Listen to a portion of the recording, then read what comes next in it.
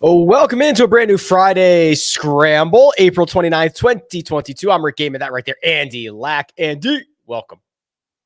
Welcome, man. Yeah, good morning. Are you enjoying this tournament so far? What are your thoughts? Any big takeaways?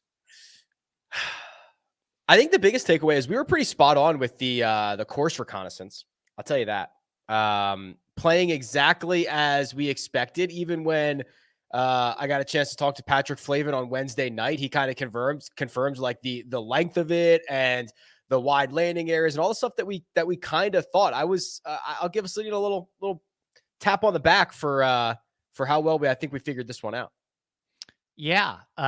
John Rahm even said a lot of the same thing John Rahm was like quoting my Monday article. He was like, yeah, it's really generous off the tee here.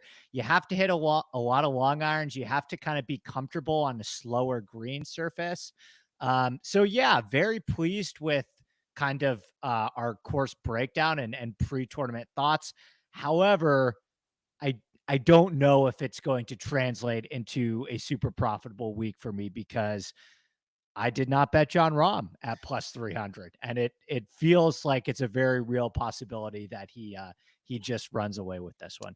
I don't even think I'll be mad about it. Like honestly, it might be better for the industry as a whole if he wins this golf tournament at 3.5 or 4-1, and as the highest owned golfer ever in like a main slate, 45%. That I feel like that would reinforce bad habits that we would reap the benefits from for a long time. Okay, Rick, I always hit you with these bangers, so I'm already looking ahead. If John Rahm wins this week, should he be the favorite at Southern Hills? I'm not saying will he be, because books give him a ton of respect already, and I think he is a slight favorite over Scheffler. But in your head, heading into the PGA Championship, if Rahm wins this week, I don't think he's going to win this tournament by 8 strokes, by the way. But if he, wins pretty convincingly, should he be the favorite at the PGA Championship in what, 2.5 weeks time from now? Yeah, he probably should. But he should probably be the favorite whether he wins this or not, right? Like I don't really care if he wins this. Yeah, I just think that there's a lot of good guys at the top of the board, but I mean, who are the other realistic options? Scheffler is the one I'm thinking about. Scheffler's the only one I'm thinking about. I don't know what else he's got to do, though. Scheffler. I know. Four wins in 6 starts, including the Masters. The Masters and a WGC and a Phoenix, which was a great field. Yeah, I guess Scheffler should be. I think they should be co-favorites, right? I mean, Scheffler's won 4 times in the last 6 weeks, including the Masters. Rahm's won 1 time in the last 10 months, and it was a strength of field of 150. So, like, on paper, it should be Scheffler. But if you're giving me a matchup at Southern Hills, I agree. I'd probably take Rahm. Right. I don't know but I guess my bigger point is I don't know if, like, I care if he wins this week or not. You know what I mean? Like, my opinion on John Rahm does not change one way or another if he wins the Mexico Open or if he finishes T23. Right. Exactly. And I think all it really does is it affects, but I think, I think some people will feel differently about Rahm heading into the PGA, right? So if you're of the mindset of you really like Rahm at the PGA, you probably want him to finish T23 because he's not playing the Wells Fargo. I've already been taking a peek at that field. I doubt he'll play Byron Nelson either.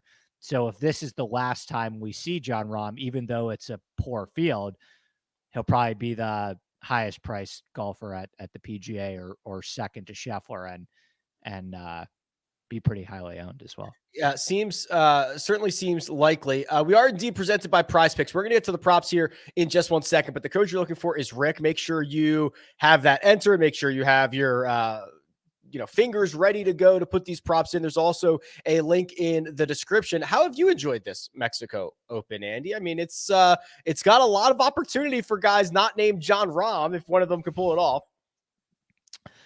In terms of viewing, I prefer firm and fast golf courses. I like when the ball hits the ground and you're not sure what's going to happen after that always. So I've never been a huge fan of tropical golf, be it playing it myself or viewing it on TV. With that being said, it's a pretty it seems like there are fun holes on this golf tournament with some variance. Like I've enjoyed watching that drivable par 4, which I think is the seventh. Seven. Any golf course that you get with a closing reachable par 5 is fun. So although I would prefer it to be a little bit firmer or faster, and maybe who knows on Sunday afternoon, we get carnage in a different way in terms of super high winds, which seems to be the pattern. But I think that we will have a fun finish. Like, I think this will be a pretty enjoyable viewing experience down the stretch because there's a lot of difficult holes and a lot of easy holes. So I think that should create some fun variance. You and I were talking before we went hot about the scoring differences, not only from Thursday morning to Thursday afternoon, but now also to Friday morning, where we're at right now. And basically, this golf course, and I think you might have the numbers there, is playing just as hard as it did yesterday afternoon, which was significantly harder than it did yesterday morning. Right. Yeah. So it's playing even par this morning, essentially. Yesterday afternoon, it played a touch over even par. It played like 0.48. And yesterday morning, by the way, it was like almost 2 strokes under par. Right. So what does that mean? That, if we're going on this trend, then maybe this afternoon is going to be pretty brutal. If we're already starting to see the wind and the course firm up just a little bit in the morning, then who knows, this afternoon could play a stroke and a half over par, which is something that I am banking on if you look at my props this week. -2, most likely cut line, I think, at the moment. Does that sound about right? Sounds about right. I'm hoping for -1. I watch Tony Finau right now, and some of the people in the chat are discussing it a little bit as well. I'm with you guys. It just doesn't look like, I mean, he's missing 5-footers by like a cup and a half. And he's my highest owned golfer in DraftKings. So I'm hoping -1, but yeah, so the -1s right now are sitting at T65, which is fine if you think that the afternoon wave is going to shoot over par. But keep in mind, a lot of these people around the cut line are on the golf course now, because more of the people that went out and shot lower scores like -3, -4, -5, all those guys went out yesterday morning. So yeah, I think I think we're going to have a sweat, Rick. I think it's going to be -1 or -2, and we're going to have a sweat. That biggest sweat might be in the form of Gary Woodland, who just made double bogey on number 1. So now he's -1. Yeah, he put one. He was in like the tree outline, then he hit it in the water, and he just made double.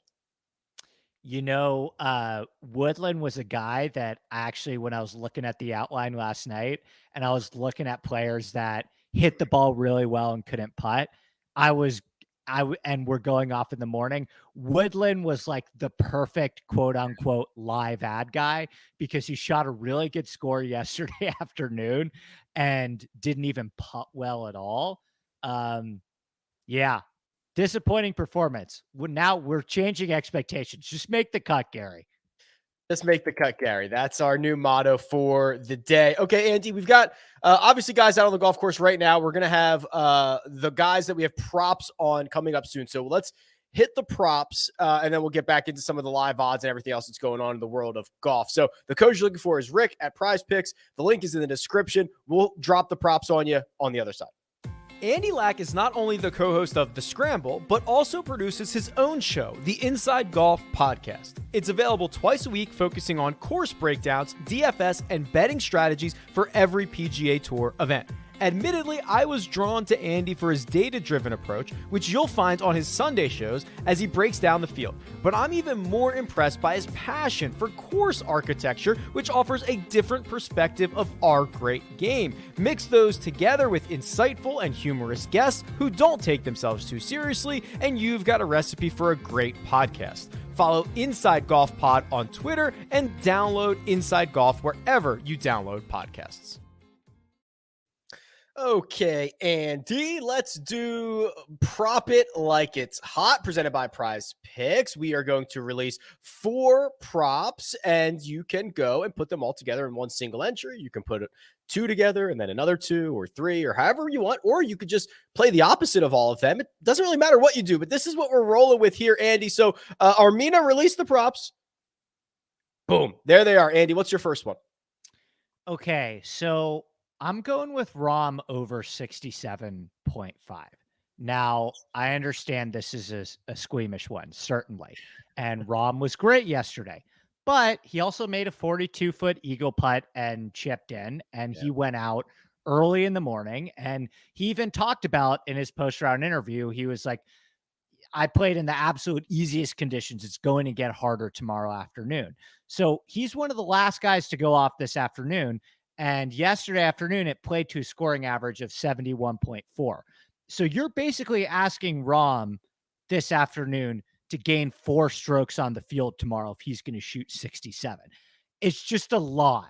And I think it's even going to be harder today, this afternoon, than it was yesterday. So I think Rom will win the tournament. You know, this is just a pure number play. If he goes out and shoots 68 this afternoon, Rick, that's an awesome round. He might be in the lead. He probably will be in the lead if he shoots 68 this afternoon. So I just thought 67.5, just too low. Pure number play, Rick. Yeah, if it does get to 72 as the scoring average, right? If him gaining 4 strokes to the field is like an 82nd percentile of performance. Him gaining 5 is like in the 90s, probably. It's just like, we're just playing the odds here.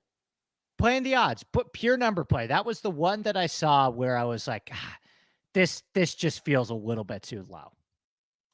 I have bad news from the chat, Andy. It looks like hole number 2, and I can confirm, or hole number 12 has been removed.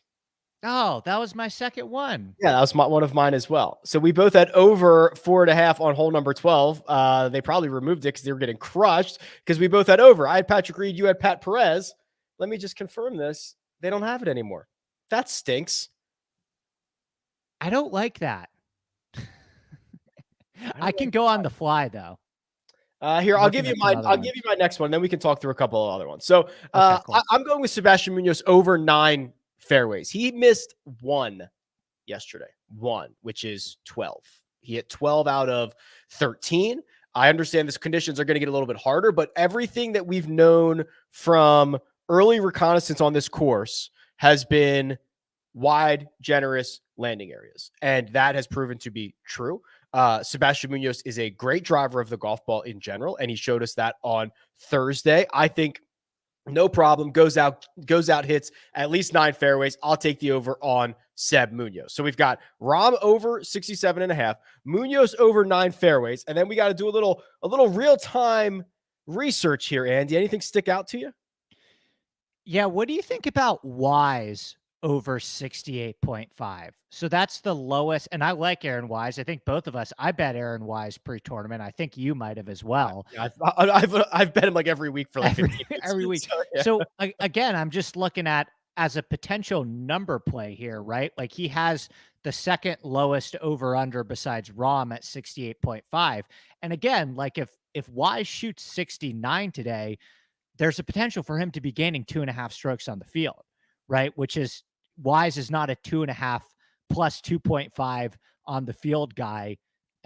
No one really is, right? So it's just as a pure number play, that is intriguing to me. What do you think about that one? I like that one. I actually like so one of the ones that I put in last night was Tony Finau under, I think it was 4.5 birdies or better, because I don't know if you saw this yesterday, Andy. All of the pins were in bowls. Like every single one of them was in a bowl. And when I was looking at the pin sheet, you weren't really getting that today. And I was like, okay, everything yesterday funneled. We saw low scores, especially in the morning. We're not going to get that. We're going to get harder conditions. I thought some of the birdie or better numbers, which Rom's at 5, Aaron Wise is at 4.5, Munoz, Rye, Howe, Reeve, Perez, Reed, they're all at 4. I thought those were a bit strong, to be honest. Right. And that kind of gives an explanation for what we're seeing this morning, because you're looking at the weather forecast and there's not a ton of wind on this golf course. Yeah. But the scoring average is almost 2 strokes harder this morning than it was yesterday morning. So you're probably onto something there with the pins. That's got to be the explanation, right? I guess it's not like past palm can firm up that much overnight. It can firm up a little bit. So I think you're onto something there. Yeah, I think it's pins. So we'll pivot a little bit here. I think the birdies are a bit strong. Aaron Wise over 68.5. Again, it's asking gain at least 2.5 strokes on the field. That's a pretty big ask. John Rahm over 67.5. Seb Munoz over 9. The code you're looking for is Rick. There's a link in the description.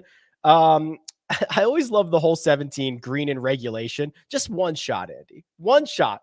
Is he going to hit the green or not? It's like the ultimate sweat. What is it now? Is it it's like 60 something % green in regulation on 17. So it's kind of a shorter par 3, correct? Let's see. 17 today. No, 17 today. They have it 208. Okay. So you want to probably be looking at the unders, maybe. I'm actually going to just look up. If you'll bear with me for 1 second, I can just tell you. Yeah, exactly. I can vamp a little bit. Like Patrick Reed, for example, who's not a good long iron player at all. You're asking Patrick Reed to hit the green on a 208-yard shot is dubious at best. Is Patrick Reed just like cooked? He drives it like 275 now. Well, yeah, maybe. I was crazy enough to play him in DraftKings this week at like 6%. Probably end up going to be the wrong decision because I ended up making a margin call at the last minute to have 0% Rahm. But the reason why I was a little more interested in Reed this week is I guess he's been down here at this resort for a while and just kind of grinding and getting himself more comfortable on these greens.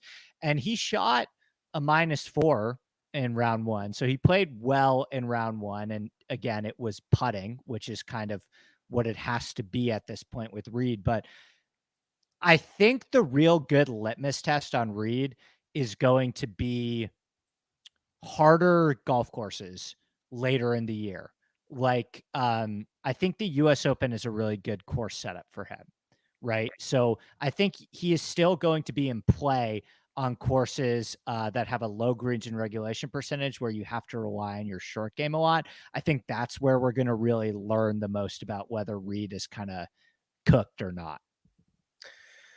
I guess that makes sense. And, there was a time where I think I wouldn't have argued it, but like we've seen this happen from a lot of guys, right? We've seen Jason Day kind of, okay, he's out of his prime. Gary Woodland went through 18 months where he was not Gary Woodland. Ricky Fowler is in that kind of spot right now. Jordan Spieth. It's like, we might not know what this moment in time is for Patrick Reed until like 18 months from now, where if he just continues stinking, it's like, okay, well, he's out of his prime, he's done. Or it's like, no, this was just like a really awkward stretch. He was going through club changes and everything else that was going on.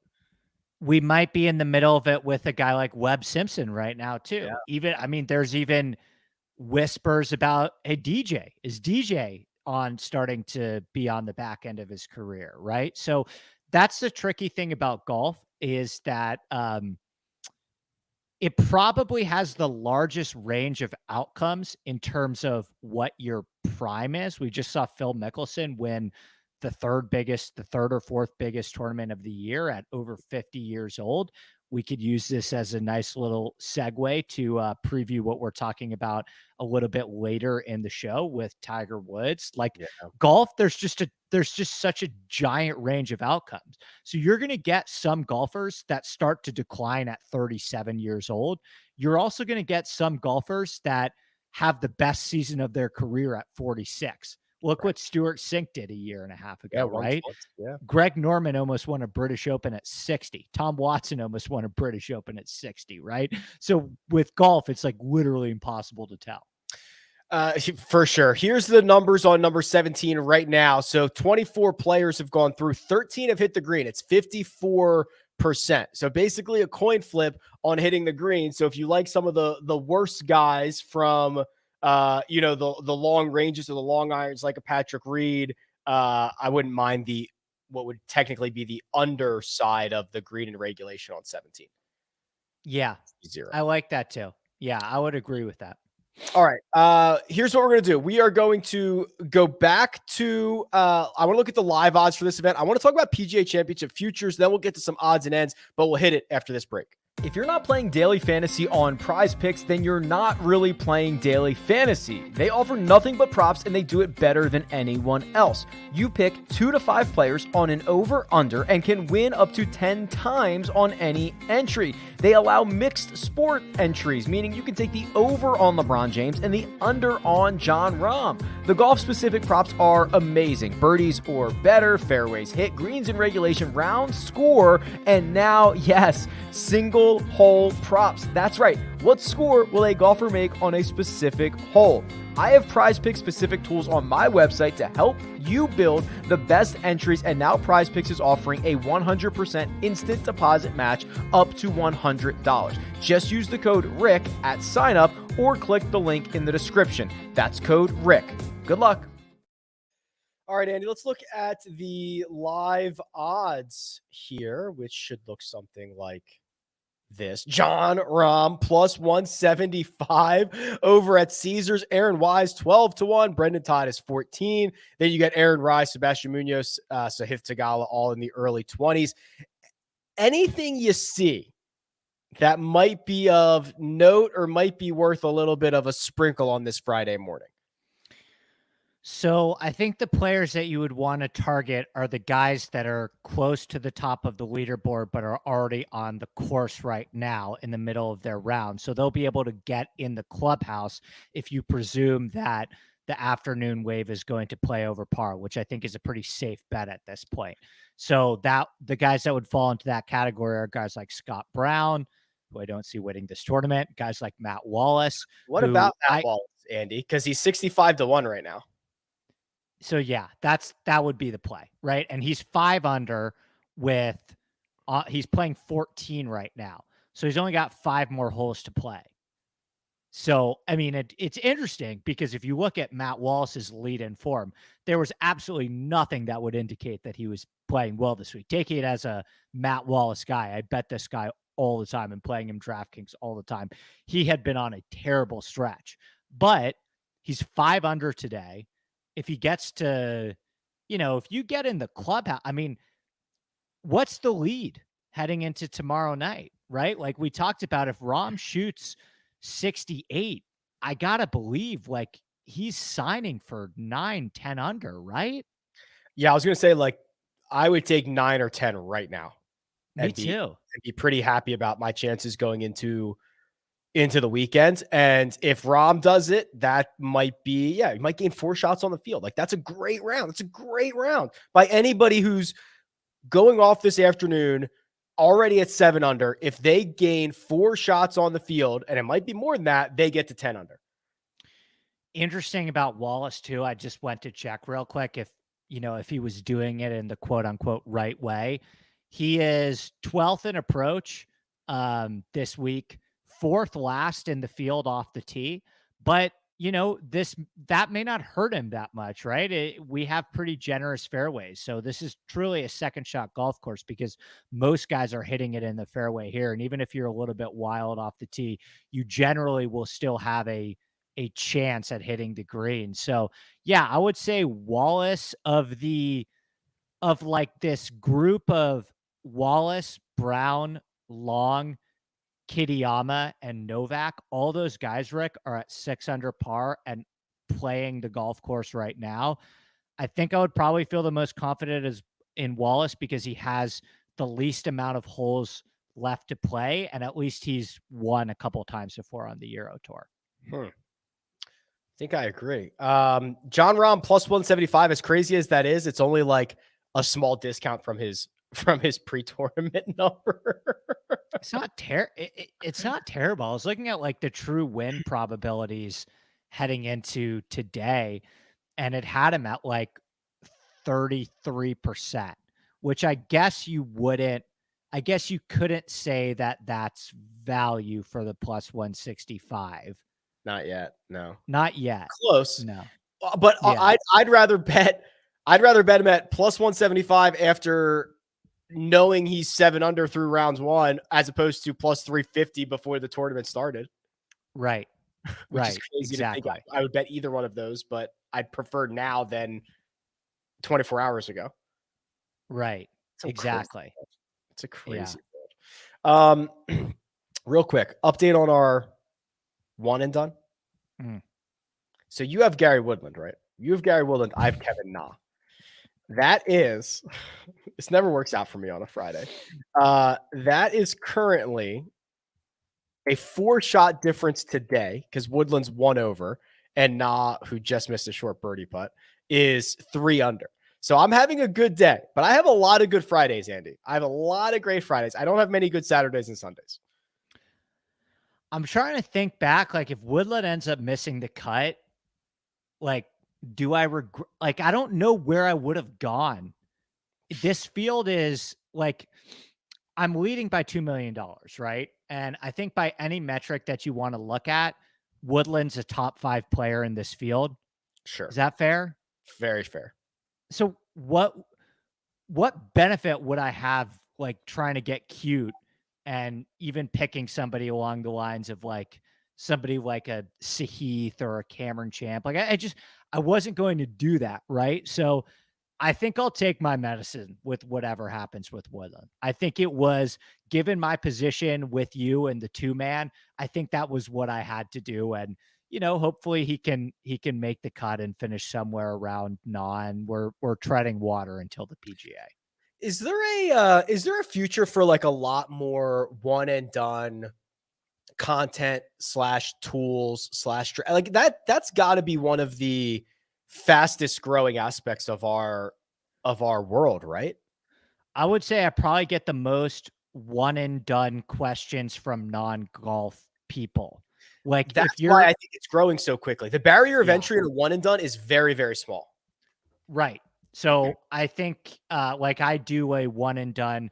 I make the picks in a friend's one and done league who is not a golfer at all, but he asked me to make the picks for him and stuff like that. So I agree. I think it's a very appealing option. It's kind of like, it's almost like the best golf has to fantasy football, where a lot of people that play fantasy football aren't really football fans, but they love the format of fantasy football so much that it's a way to get them engaged. Of course, they're fun season-long fantasy leagues and stuff like that, but I think it's too tough. Like the barrier for entry, like, is a non-golf fan that really doesn't watch golf, I think they're more likely to play in a one and done league than they are to place a couple top 20s every week, than they are to put in $100 single entry every week. Right.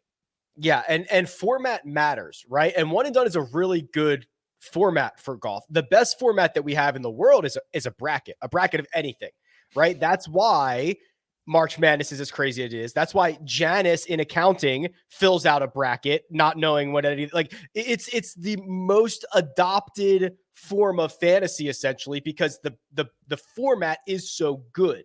The format for one and done is pretty good as well. You really only need to know 30-ish golfers. You sign in once a week, you pick one, and there's basic strategy, but you could get fairly advanced with it, especially once it actually starts. I think that is, I think it's an area that will grow very, very quickly. Yeah. Season long fantasy is really fun too. I don't know. Like, are you in any season long fantasy leagues, Rick? I was last year. I, believe it or not, am not. I enjoyed it, but it's just like, you got to have the right people. You got to have the right people with you, unfortunately. Right.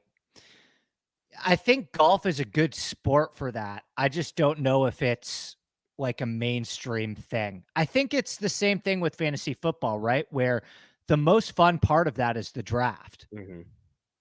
It's all about the draft. And then after the draft, it's very easy for people to check out, right? Well, that's why I think like best ball is becoming popular in in football because it's only the draft and you never have to worry about it. I could see that happening in golf. The draft that I do with everybody on Mayo's Oh yeah. channel. Yeah. Like that's pretty fun and pretty popular. And all you do is you just pick them because there is the inherent problem of season-long golf is that these guys don't play every single week, right? And now Sung J Im is the most valuable golfer because he plays every single week. So if there was a way to account for that, I think it would be more popular.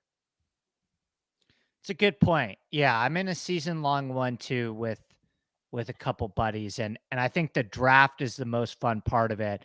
And then once you get into the season, it's kind of like, and by the way, this year, I think it was my friend and your friend as well, Jeff, in that league. If you just Scheffler like broke season long. He broke it. Yeah, he broke it.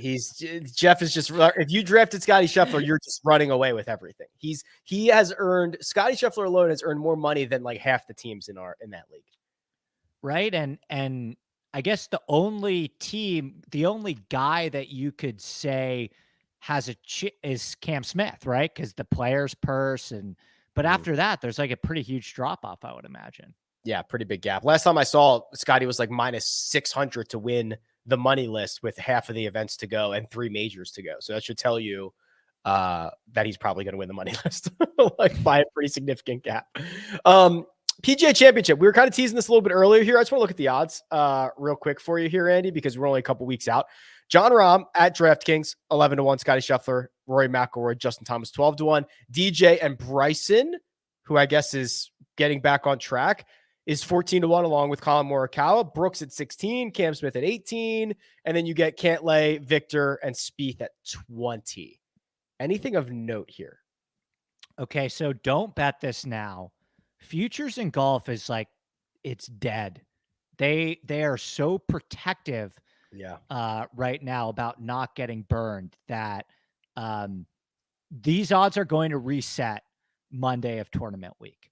That I can guarantee. With that being said, my favorite bet on the board is probably Cantlay at 20. Probably. I don't understand why Bryson is 14. Do we know if he's playing?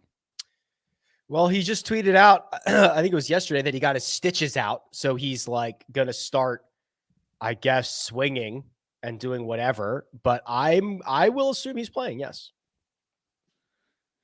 Yeah. Okay. Even if he's playing and he's healthy, I don't think 14-1 is a fair number on him right now. I like Cantlay. I like the way Cantlay's playing. I like him on bent grass greens. I like this golf course for him a lot based on the research that I've done on Southern Hills. Woodland at 80 is interesting because I saw that too, yeah. So Woodland plays Southern Hills a lot. He's got some familiarity with Southern Hills. He went to Kansas. He went to college in that area. So, Woodland, if we're looking farther down the board, I like Woodland and I like that 100-1 on Kokrak too, because Kokrak's starting to round into form a little bit too. And he's a bent grass guy as well. He's just going to win the PGA Championship and then he's going to bounce to the Saudi League, take the money, take the trophy, catch you guys later. Thanks for everything. That'll be nice. It's a good point. It's a good point. Questionable motivation there. All right. Yeah, I agree. The future markets, unless you are trying to identify that guy who, is 80 or 100-1, that has like it's so hard to bet the top of the board this far out. Because you're right, it's going to reset, and there's going to be competition, and they're going to run promos to get our money, and there's going to be odds boosts, and there's going to be whatever. It's just like you can't bet anybody at the top of the board right now. Removing odds completely out of the equation as we stand here 2.5 weeks out, who do you think wins the PGA? I'm still a bit enamored with Brooks. And like a healthy Brooks, I think is really scary and something that we haven't seen in a while. I like, the only issue I have with Cantlay is that he's never really contended at a major championship. He's like never contended. Right. Well, the Tiger Masters year, that's the only he had the lead on the back 9, and then I think he bogeyed 17 and 18. Yeah. So that's the only one. You're right. That's the only one. I think this is going to be major championship number 18 as a professional, 20 Right. or 21 in total. So I'm not at sound the alarm yet on he just can't do it in majors, but like I'm getting pretty close. I'm getting pretty like once you make 20 major championship starts, Yeah. and you've got all these other wins and the FedEx Cup, and that's my only hesitation. But I do really like, just on paper in a vacuum, skill set at a lot of these places. No, you're right. He needs one bad. And partially maybe that's why I'm picking him, because I know that he's due to really pop in a major championship. And he's quickly at, getting close to the top of the list of best players without a major championship. Has to be Cantlay, right? Yeah. So that's interesting to me. Brooks, I think Brooks is going to be very, I think it's going to be an interesting conversation, because with Brooks, you always have the dueling forces of recent form versus, is he just a blind bet at every major? Yes. And the thing that is exciting about Cantlay, and I feel like I say this a lot, he is legitimately a ceiling golfer. And like, he taps into the ceiling 4 times a year, 5 times a year. And maybe he'll gain 8 strokes with the putter. Maybe he'll be the best ball striker in the field. He has ceiling weeks. Now, unfortunately, a lot of his like floor weeks have come in major championships, or the Players, if you want to throw those in there as well. But I love the ceiling. Right. And I mean, he's been in great form. Like he's playing really, really good golf right now. I would say that, he didn't carry Xander in the team event, but I would say that he certainly played better than Xander in the team event. And prior to that, he just gained 8 strokes on approach, losing in a playoff to Spieth at the Heritage. Yeah, I would say as it stands now, he's probably, what's Tiger at? Just out of curiosity. 40, I think. Okay. I was just curious. Yeah, 40. We'll talk about Tiger. Let's talk about Tiger. All right, we're going to talk about Tiger. I want to talk about a little bit of tour news that we'll see how it pans out, but we're going to do it after a 30-second break. All of the tools and data that you see me use on this channel is from my site, RickRunGood.com. RickRunGood.com is one of the largest golf databases on the planet, and it's geared towards making your DFS and betting research process as efficient as possible. There are literally millions of data points in the database, and while that might sound intimidating, the tools that I've built allow you to cut through the data quickly, choose what's important to use, and even build lineups that are ready for import directly into DraftKings. Outside of that, membership gets you access to the Slack channel, currently 2,000 run gooders who are ready to share insights and have a little fun. I love it, and you will too. Sign up at RickRunGood.com. All right, Andy, the big cat flew to Southern Hills and played a practice round. It is 2022, and the cat cannot fly anywhere, baby, without us knowing about it. How rich, famous, powerful do you have to be that when you fire up the private jet, the world knows it? Yeah, you've got to be in a little bit of a different tier. Let me ask you this. Do you think Tiger, do you think if he wanted to be a little bit more private about this, he could? Of course. He could just call NetJets and say, hey, let me get me to Southern Hills, and just one of those you know what I mean? The only reason we know it's because it's his registered, tail number on his plane that we know he uses. There's a million ways for him to get to Southern Hills in a more private manner. Right. So this is a little bit more intentional. And also, by the way, like all these pictures, weren't you a little surprised to get so many swing videos of him yesterday?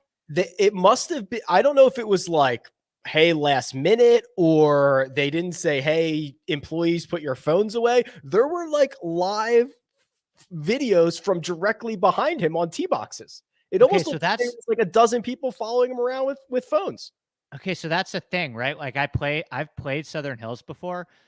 It's a very like private club, right? And like the members are the type of members that like really understand privacy. And if they said to the guys that were at the golf course that day, like, hey, Tiger Woods is coming today, like, don't take your phones out and take pictures of him, they would respect that. That was not said to them. clearly at all, which is the interesting thing about it. I'm not cynical enough to be like, oh, Tiger, Pip, all that stuff, whatever. But what I will say about it is when Tiger first started practicing at Medalist, he didn't want any images or pictures of him, right? Because I don't think he knew what it was going to turn into, right? He wasn't confident yet. And also, they never came out, right? Like, we heard rumors that he was there, but there was never a photo. There was never a video until like the final week before he went to play a practice round at Augusta National. There was that one off in the distance swing where somebody was like 70 yards away that caught, oh, that looks like Tiger's swing. Like it was not what we saw yesterday. Right, exactly. So what this tells me is the fact that his camp is okay with these pictures coming out. That means he's playing, and that means he's confident enough. For sure. So Tiger at the PGA. Also, I think it's a really good sign that we're like 20 days removed from Sunday at the Masters, where he was just like clearly limping around, struggling, all that stuff. And he's just like, okay, boom, like rehabbed or whatever, was able to relax. I'm able to gear it back up and get it ready to go. He's definitely playing the PGA Championship. And I think we probably see him now 4 majors, and maybe he starts to mix something else in. I don't know what something else looks like. Maybe it's the Memorial at some point, maybe not this year, but I think we're going to get 5 to 7 Tigers a year. Over under finishing position at the PGA 37.5. You have done much more research on that course than I have. I think it is. I would take the over. I think I would too. I don't feel super great about it though. I would say that just in a complete vacuum, Rick, Augusta is a better fit for the golfer that Tiger is right now. Sure. Like the rough at Southern Hills, it's actually a problem, right? It's kind of this sticky Bermuda rough. And it's going to be super, super windy that week. Like Oklahoma, that time of year, you're going to get a ton of wind. The greens are going to be a little brown. It's going to be firm. It's going to be really hard. Like I'm telling you right now, Rick, I would not be shocked if the winning score at the PGA Championship was like -2. Wow. I think it's going to be really, really difficult this year. But I think with Tiger, he can hit the shots. I think it's Finau bogey again. He just lipped out a 4-footer like a idiot. So bad. Anyway, I think Tiger, again, I think he makes the cut and struggles over the weekend. I think we see maybe something similar to what we saw at the Masters, if I had to make a guess. What was his finishing? What did he end up finishing at the Masters? 47th, 49th, something like that? Yeah, I mean, it was a smaller tournament, so I think at the Masters, only like 60 people make the cut. Less than that. 50 right? and ties. 50 and ties. So how many people made the cut at the Masters? I think it was 57 or something like that. And he finished towards the back end of the field. Yeah. So, yeah, I'm excited though. Very, very cool stuff. We'll see how he does. I'm also excited to see Southern Hills again, right? Because we haven't seen it since 2005, right? That's when Tiger won it. It hasn't been back in the rotation since. Yeah, 2007, I think it was Tiger. That's the last time that we've seen it. Yeah, and Gil Hanse did an incredible restoration, which I'm sure I'll talk about a ton in the upcoming weeks. Love that. But yeah, really, really cool stuff. All right. Real quick, then we'll get out of here because we don't have much information on this, but apparently the PGA Tour is on the verge of digital assets, Andy. Remember how Phil Mickelson said the tour's sitting on billions and billions of digital asset dollars or whatever he called it? Well, apparently the PGA Tour is going to start monetizing this. Now, I believe there are 2 deals that are imminent. One with a company called Autograph, which is...